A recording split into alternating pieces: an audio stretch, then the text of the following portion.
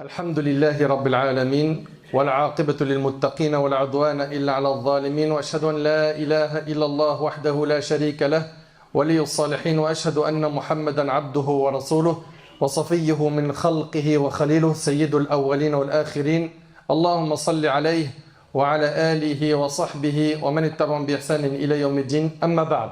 Mes chers frères et sœurs, aujourd'hui avec l'aide d'Allah Tabaraka wa Ta'ala, on va vous parler d'une adoration très importante qui est le fait de s'isoler avec Allah Azza wa Jal. S'isoler avec Allah. Quelle a été la dernière fois où tu t'es isolé avec ton Seigneur Jalla fi'ula? Est-ce que tu ressens de la joie quand tu es seul dans ta chambre, chez toi, que tu n'es pas entouré, que tu es loin de ton téléphone ou qu'il est éteint parce que tu n'as plus de batterie et tu dis enfin, je vais pouvoir m'adresser à mon Seigneur Azza wa Jal, m'isoler avec lui, l'invoquer, l'adorer. Est-ce qu'on fait partie de cela ou est-ce que notre hantise, c'est de nous retrouver seuls, coupés des humains et qu'on ne savoure pas ces moments de solitude avec notre Seigneur alors qu'il s'agit de la meilleure compagnie? Alors qu'il s'agit de la meilleure compagnie. Notre bien-aimé Muhammad, sallallahu alayhi wa sallam, il nous a rapporté dans un hadith qui est chez l'imam al-Bukhari et Muslim, selon Abu Huraira radiallahu anhu, qu'il y aura dans ce hadith-là 7 catégories de personnes qui seront sous l'ombre du trône d'Allah le jour où il n'y aura d'ombre que la sienne. Et parmi ces 7 catégories, le prophète alayhi salatu wa sallam a cité un homme qui aura pensé à Allah dans la solitude et dont les yeux auront alors versé des larmes. Soyez très attentifs s'il vous plaît. C'est un homme qui a pensé à Allah alors qu'il était seul et ses yeux ont débordé de larmes. Il a pleuré par crainte d'Allah. Il n'a pas pleuré pour se montrer parce qu'il y avait du monde dans la mosquée. Il s'est dit, je vais leur montrer que je sais pleurer. Comme ça, ils vont voir que je suis pieux. Il n'a pas pleuré parce qu'il a vu autour de lui des gens pleurer, par exemple dans le Tarawih, pendant le dua ou pendant la récitation de l'imam. Il s'est dit, moi aussi je vais pleurer comme ça, mes voisins vont voir que j'ai un cœur sensible, que j'ai un cœur pur. Non, c'est une personne qui, quand il s'est retrouvé seul, il a pensé à sa situation. Il a pensé à ses péchés. Il a pensé à ce qu'il a jusqu'à maintenant récolté comme bagage, comme bonne et mauvaise action. Et ses yeux ont débordé de larmes. Cette sincérité, cette adoration dans la solitude lui a valu qu'il sera Yawm al-Qiyamah sous l'ombre du trône d'Allah le jour où il n'y aura d'ombre que la sienne. Il sera protégé du soleil qui sera très proche de la tête des gens et qui va mettre les gens dans un très mauvais état. Mes frères et sœurs, est-ce qu'on est de cela? Est-ce qu'on pense à Allah quand on est seul et on regrette nos péchés? Est-ce qu'on fait le bilan de nos œuvres chaque jour, chaque instant? Est-ce qu'on se remet en question? Notre bien-aimé alayhi salatu wa sallam, il aimait s'isoler avec son Seigneur avant la révélation, mais également après. Avant la révélation, Aïcha radiallahu anha, son épouse, elle dit, plus tard, il se prit à aimer la retraite, c'est-à-dire s'isoler. Il se retira alors dans la grotte de Hira. Et c'est rapporté par l'imam al-Bukhari. Donc le prophète alayhi salatu wa sallam, avant la révélation, il allait dans la grotte de Hira, il quittait le monde des humains pour se retrouver dans la méditation, pour se retrouver à Hira à méditer et à s'isoler avec son Seigneur Jalla fi'ula. Et quand il a reçu la révélation, alayhi salatu wassalam, il a continué à s'isoler. D'ailleurs, qu'est-ce qu'il faisait? Lui qui était très demandé à son époque, c'était l'enseignant, n'est-ce pas? C'était le gouverneur, c'était celui qui réglait les litiges. Les gens revenaient vers lui, il lui posait des questions. Et avec cela, pendant Ramadan, les 10 derniers jours, il faisait quoi? L'i'tikaf, la retraite spirituelle. Il s'isolait avec son Seigneur. Il s'isolait pour invoquer Allah, pour se rapprocher encore plus d'Allah Tabaraka wa Ta'ala. Ça, c'est dans Ramadan, l'i'tikaf. C'est rapporté par Bukhari et Muslim, selon Aïcha radiallahu anha. Et sachez une chose, subhanallah, le hadith que je vais vous citer, il est vraiment impressionnant. Il est rapporté par l'imam Ibn Hibban, et c'est Aïcha également, son épouse radiallahu anha, qui le rapporte. Au cours d'une nuit, Aïcha nous rapporte que le prophète sallallahu alayhi wa sallam lui a dit, laisse-moi adorer mon Seigneur. Donc ils sont ensemble dans la même chambre. Il est avec son épouse, celle qu'il aime énormément. D'ailleurs, quand on lui a dit, qui est la personne que tu aimes le plus? Il a dit quoi? Il a dit Aïcha. Quand on lui a dit que d'autres, il a dit Abu Bakr. On lui a dit que d'autres, il a dit Omar. C'était la personne qu'il aimait le plus, Aïcha, son épouse. D'ailleurs, quand il était dans sa maladie de mort, il avait demandé à ses épouses d'aller se faire soigner chez qui? Chez Aïcha, radiyallahu anha. Il lui a dit, laisse-moi adorer mon Seigneur. Il quitte sa bien-aimée, l'épouse qu'il aime le plus. Et il a besoin de s'isoler avec Allah. Il lui dit, laisse-moi adorer mon Seigneur. Elle lui a dit, regardez ce qu'elle lui a dit. Elle lui a dit, je jure par Allah que j'aime être à côté de toi. Et j'aime ce qui te fait plaisir. Puis elle dit, il se leva, accomplit ses ablutions et se mit à prier. Il a besoin de s'isoler avec Allah. Il se mit à pleurer jusqu'à ce que je vis ses larmes atteindre ses hanches. Puis il pleura jusqu'à mouiller sa barbe. Puis il pleura jusqu'à mouiller le sol. Bilal entra, Bilal qui était le mu'adhin, celui qui faisait l'adhan, et il lui a demandé la permission de faire le adhan de la prière de subh. Et il lui a dit, pourquoi pleures-tu alors qu'il t'a été pardonné tes péchés passés et futurs? Et il répondit, ne serais-je point un serviteur reconnaissant? Il m'a été révélé cette nuit un verset, malheur à celui qui le récitera sans le méditer. Le verset suivant, Inna fi khalqis samawati wal ard wa ikhtilafil layli wan nahar la ayatin li ulil albab al-aya. Donc ici, il a dit qu'il a reçu un verset, malheur à celui qui le récite sans le méditer. Inna fi khalqis samawati wal ard. Il y a dans la création des cieux et de la terre, dans l'alternance du jour et de la nuit, des signes pour ceux qui réfléchissent. Mes chers frères, mes chères sœurs, quand est-ce qu'on va s'isoler pour méditer sur les nombreux bienfaits qu'Allah subhanahu wa ta'ala nous a accordés? Quand est-ce qu'on va s'isoler avec Allah subhanahu wa ta'ala pour méditer sur les bienfaits qu'il nous a donnés, pour méditer sur nos péchés, pour améliorer notre situation, pour demander pardon à Allah tabarak wa ta'ala, pour renouveler notre engagement de bien l'adorer, subhanahu? Quand est-ce qu'on va s'isoler? On va prendre un moment et on va s'écarter des gens, s'isoler des gens pour pouvoir implorer notre Seigneur Azza wa Jal. Quand? Hubayb, Abu Muhammad, il s'isolait chez lui et il disait, quiconque n'a jamais ressenti de joie en ta présence ne sait pas ce qu'est la joie. Allahu Akbar. Regardez ce qu'il dit à son Seigneur Azza wa Jal. Quiconque n'a jamais ressenti de joie en ta présence ne sait pas ce qu'est la joie. Il n'a jamais connu la joie. Et il a dit, et quiconque n'a pas été dans ta proximité n'a pas connu de proximité. On a besoin aujourd'hui, dans cette routine que l'on a, métro, boulot, dodo, que tout le monde connaît par cœur, où un tel il est toujours au travail, ou quand il rentre du travail, on est comme des robots, des machines. À chaque heure, tu fais quasiment la même chose que la veille. Des robots. On a besoin de casser cette routine et de nous isoler avec Allah.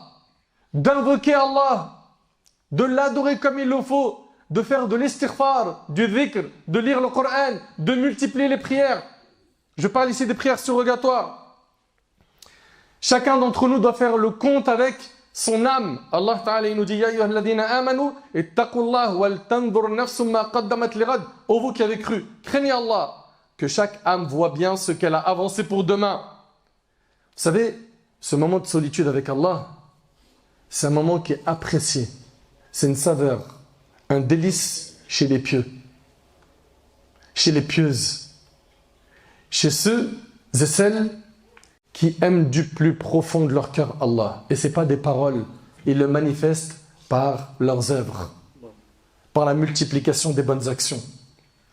Et puis, c'est de cette manière-là, en t'isolant, que tu vas progresser spirituellement, que tu vas passer d'une étape spirituelle à une autre, jusqu'à atteindre al-ihsan, l'excellence, celle dont le prophète alayhi salatu wassalam a dit l'excellence, c'est que tu adores Allah comme si tu le voyais, car si tu ne le vois pas, certes lui te voit. Mais pour pouvoir atteindre cette excellence, il va falloir que tu fasses des efforts. Et on le sait qu'aujourd'hui c'est très difficile de s'isoler. Pourquoi? Parce qu'on est pollué psychologiquement parlant. On est pollué par quoi? Par les écrans. Les écrans. Le smartphone. Regardez comment on réagit avec notre smartphone. Toutes les minutes, on le sort pour regarder, c'est une notification. Pour regarder les réseaux sociaux. Pour regarder les stories des gens. Les commentaires des gens. Est-ce que j'ai eu un like? Est-ce que j'ai eu un commentaire?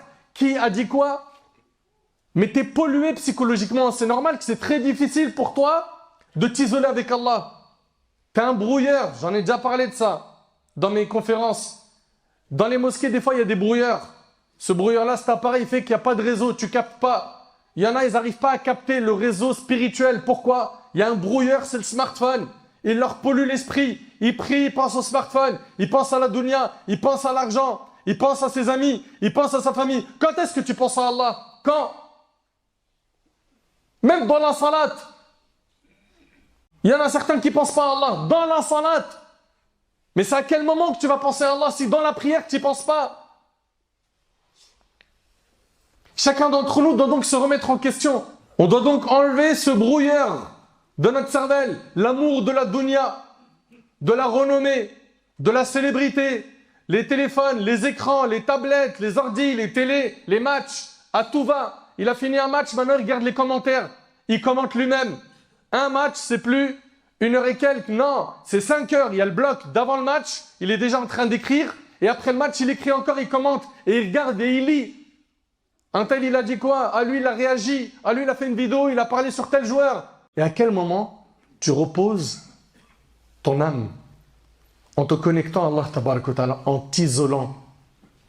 Je sais qu'il y en a parmi vous qui sont peut-être surpris, peut-être choqués d'entendre ce discours parce que jamais ça leur a traversé l'esprit de s'isoler avec Allah tabaraka wa ta'ala.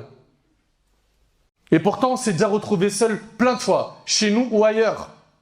Est-ce qu'on s'est dit, Allahu Akbar, un peu de temps, je suis tout seul, à l'abri du regard des gens, là on va pouvoir faire quelque chose de sincère. Allez, je lève les mains, j'invoque Allah. Ça a déjà été notre réflexe. Ça a déjà été ton réflexe de te dire, il n'y a personne autour de moi, je suis tout seul à l'abri du regard des gens, je vais ouvrir le Coran, je vais lire, je vais le méditer, je vais tout faire pour craindre Allah subhanahu wa ta'ala, je vais faire verser des larmes aujourd'hui par crainte d'Allah, je vais multiplier le dhikr d'Allah. Est-ce qu'on est de cela? On a besoin de nous couper de temps en temps des gens. Il y a trop de monde autour de nous. Que ce soit sur le smartphone ou autour de nous, on est toujours trop entourés. Il y a beaucoup de gens, ils sont trop entourés. Il nous faut une coupure. Une coupure pour nous rapprocher d'Allah tabaraka wa ta'ala. Muslim ibn Yasar, rahimahullah, il a dit, aucun bonheur n'est plus appréciable que de s'entretenir en privé avec son Seigneur. Vous recherchez le bonheur? Vous payez des fois des destinations qui coûtent très cher pour aller au fin fond de l'Asie, pour vous retrouver dans un bel endroit, avec le soleil, dans des beaux hôtels, à manger des très bons repas, en vous disant, je vais enfin avoir le bonheur. Le bonheur, il est devant toi. Isole-toi avec Allah. Isole-toi avec Allah. Fais dua. Invoque Allah. Adore-le. Tu vas voir ton cœur comment il va ressentir. Tu vas voir dans quel état va être ton cœur. Il sera épanoui, comblé. Comblé. Muslim ibn Yasar, je le répète, il a dit, aucun bonheur n'est aussi appréciable que de s'entretenir en privé avec son Seigneur. Aujourd'hui, malheureusement, je le répète, le téléphone portable, il a pris une trop grande place. Au point où quand quelqu'un il voit qu'il a 3% de batterie, 2% de batterie, il fait un malaise. Il fait un malaise, on dirait un drogué.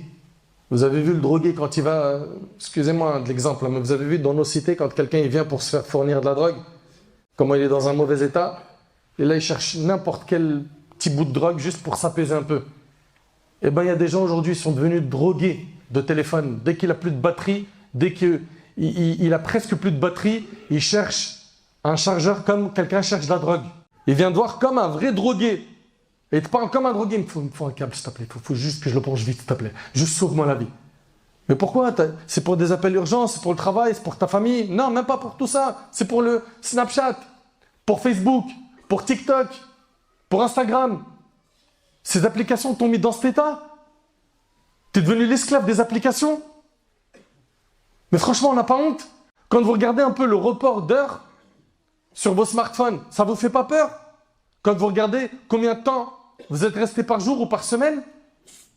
Et en parallèle, compte combien de temps tu as lu le Coran pendant cette semaine-là. Tu as fait combien d'heures de smartphone? 10 heures par semaine? 15 heures? 20 heures par semaine? Très bien. Et le Coran? 5 minutes. Vous trouvez ça normal? Et après on dit, moi j'aime le Coran, j'aime le dîn. Mais nous, la preuve? T'aimes ton smartphone, t'aimes les likes, t'aimes la vie des gens plus que le Coran. C'est pas normal ça. Et ça doit changer. Tire le frein. Sois pas un esclave de tes passions. Contrôle-toi. Vous ne trouvez pas étonnant qu'aujourd'hui, ce corps qui contient une âme se voit être l'ennemi de l'âme qui est à l'intérieur? Le corps et l'âme, pour certains, sont devenus des ennemis. Il a un corps et il a une âme. L'âme à l'intérieur, elle est devenue ennemie du corps. Le corps est devenu ennemi de l'âme. Il ne s'aime plus. Le corps, pour le nourrir, vous savez très bien comment on le nourrit. Avec tout ce que vous mangez habituellement. L'âme, elle n'a qu'une seule nourriture. C'est celle de la révélation. Et subhanallah, le corps aujourd'hui, on est arrivé chez certains à combattre l'âme, à la détester. Elle veut manger sa nourriture spirituelle. Le corps l'empêche. Dors, c'est mieux. Reste en bas de l'immeuble. Va au café. Perds ton temps. Écoute des clips. Enchaîne des séries Netflix. Regarde des films. Wallahi l'azim, c'est triste. C'est triste de voir que le corps et l'âme sont devenus ennemis, alors qu'ils ne peuvent pas être ennemis chez le musulman, chez le clairvoyant, l'intelligent. Pourquoi? Parce que tu as besoin de nourrir les deux pour trouver l'équilibre dans ta vie, pour être en paix sur terre, assisté par Allah et pour être en sécurité le jour du jugement. Si tu veux le soutien d'Allah sur terre et dans l'au-delà, tu te dois de donner le droit à chaque chose. À Allah, en nourrissant ton âme. À ton corps, tu vas le nourrir comme il le faut, tu vas l'entretenir par le sport, tu vas lui donner les heures de sommeil qu'il lui faut, etc. Tu dois donner le droit à chaque ayant droit. Le musulman, il est équilibré. Enfin, mes frères, mes sœurs, soyons de ceux-là, de ceux qui aiment s'isoler avec Allah. Chacun d'entre nous connaît ses défauts. Chacun d'entre nous connaît ses péchés. Chacun d'entre nous a énormément de choses à corriger. Les gens, ils connaissent de nous un visage. Et quand on est seul, malheureusement, c'est pas le même visage qu'Allah tabaraka ta'ala voit de nous. Il y a des gens, quand ils sont seuls, systématiquement, c'est la désobéissance. Et ça me rappelle le hadith de Thawban, radiallahu anhu, qui est dans Sunan, où le prophète alayhi salatu wassalam, a dit « Je connais des gens qui viendront le jour du jugement avec des récompenses telles que la montagne de Toham Bayda. » Des récompenses énormes. Allah les réduira, le prophète sallam dit « Allah les réduira en poussière éparpillée. » T'imagines des gens qui vont venir le jour du jugement avec des montagnes de récompenses, et le jour du jugement, ces montagnes-là seront réduites en poussière éparpillée. Thawban a dit au prophète sallam, « Ô messager d'Allah, décris-les-nous, afin qu'on ne fasse pas partie d'eux. » On veut savoir qui sont ces gens-là. Et le prophète sallam de dire, ce sont vos frères. C'est des gens comme vous, qui font des actes de piété, qui vont prier comme vous. Écoutez bien, à la fin du hadith, il va dire quoi, alayhi sallam, il dit, mais ce sont des gens qui, lorsqu'ils sont seuls, violent les interdits d'Allah. Quand ils sont seuls, ils font des interdits. Eux, le jour du jugement, ils auront des montagnes de récompenses qui seront réduites en poussière éparpillée. T'imagines une personne qui vient Yawm al-Qiyamah et qui ne trouve pas tous les efforts qu'il a fait, qui avait fait beaucoup de hasanat, tout s'envole, tout part. Pourquoi? Parce qu'il a fait des péchés quand il était seul. Apprenons donc à nous maîtriser quand on est seul. Ok? À ne pas être des doubles visages, à montrer à Allah le pire des visages et aux gens le meilleur des visages. Est-ce que vous oubliez que c'est Allah qui va vous juger et pas les gens? C'est pas les humains. Vous n'avez aucun compte à rendre aux humains. Aucun. Vous avez des comptes à rendre qu'à Allah tabaraka wa ta'ala. Mohammed ibn Wasa' rahimallah, il dit, j'ai connu des gens. L'homme parmi eux, il dormait sur le même coussin avec sa femme. Vous entendez? Et il avait tellement pleuré que ses joues étaient pleines de larmes et sa femme qui était à côté n'en savait absolument rien. C'était des... We were in love, but never meant to stay. Some things are real,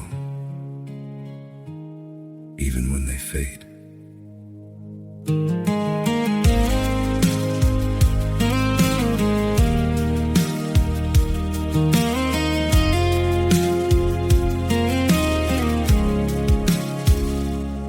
I used to think if we kept holding on, we could bend the truth somehow. But love can't fight what's pulling us apart, and it's breaking us down now. Your We were in love that never meant to stay. Some things are real, even when they fade.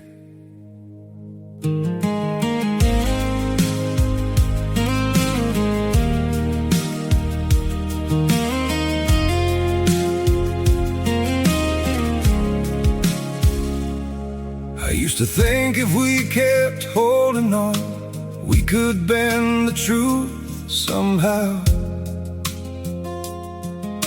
But love can't fight what's pulling us apart, and it's breaking us down now.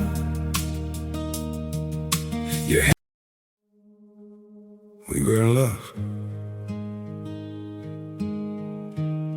that never meant to stay. Some things are real, even when they fade.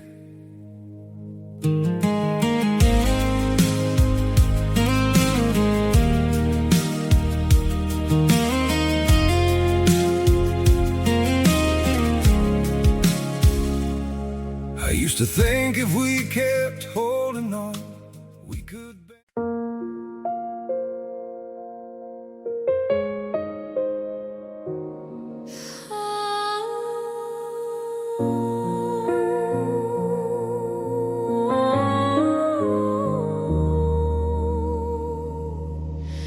The tide flows clear beneath the moon, a silver path, a gentle tune.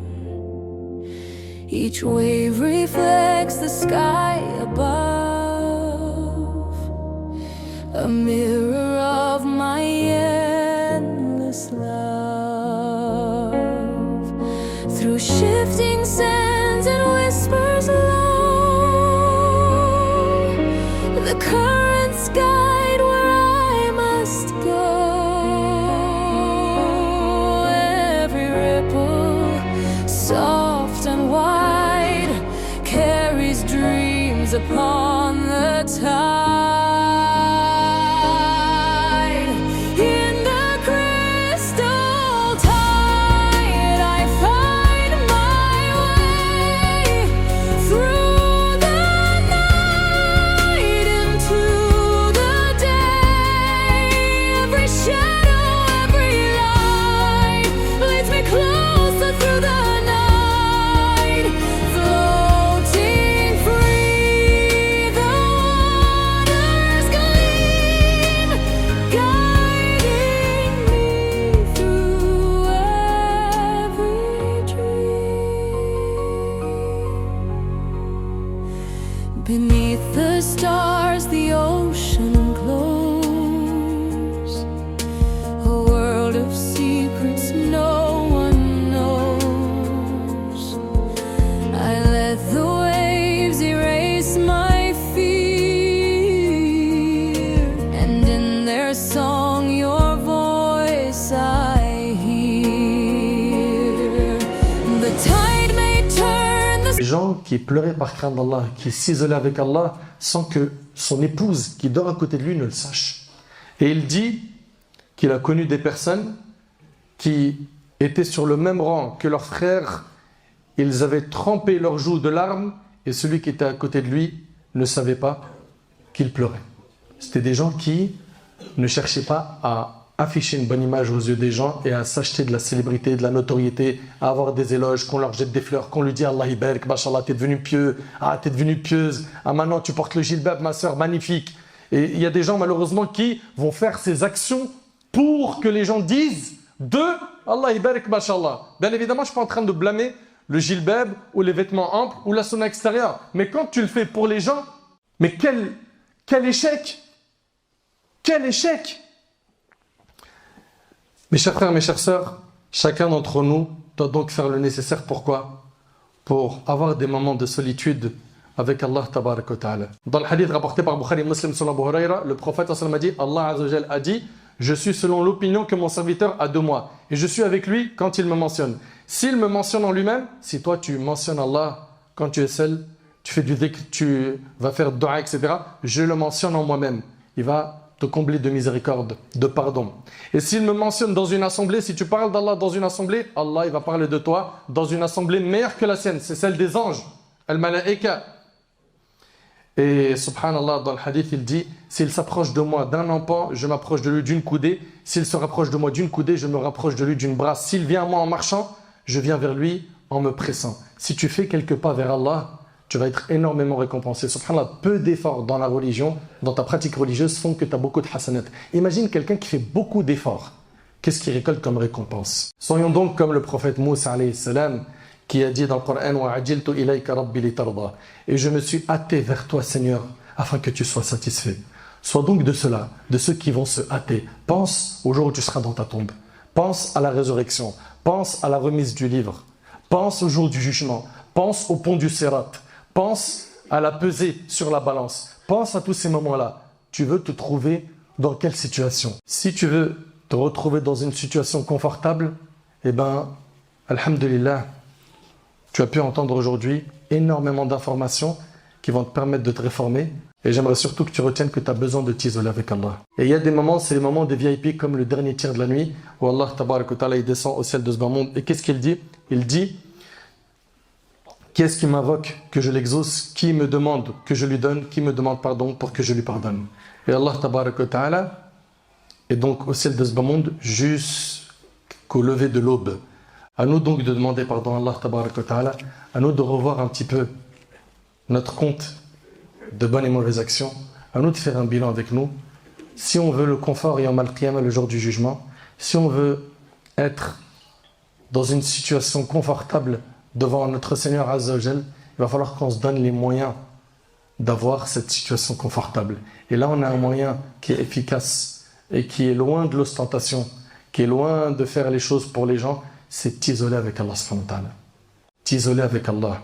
Rappelle-toi de la dernière fois que tu as fait vivre cette adoration. Et si tu ne l'as jamais fait, il est temps de la démarrer à partir d'aujourd'hui. De démarrer ce moment que tu vas accorder à ton âme afin de pouvoir l'apaiser, l'alléger, afin de pouvoir la nourrir, car elle a besoin elle aussi de se nourrir comme ton corps se nourrit. Enfin, j'implore Allah tabarak wa ta'ala d'apaiser nos âmes. J'implore Allah tabarak wa ta'ala de purifier nos âmes. J'implore Allah tabarak wa ta'ala de nous accorder la piété. J'implore Allah tabarak wa ta'ala de me faciliter ainsi qu'à vous de trouver des moments où on va s'isoler avec lui. J'implore Allah tabarak wa ta'ala de faire de nous des pieux.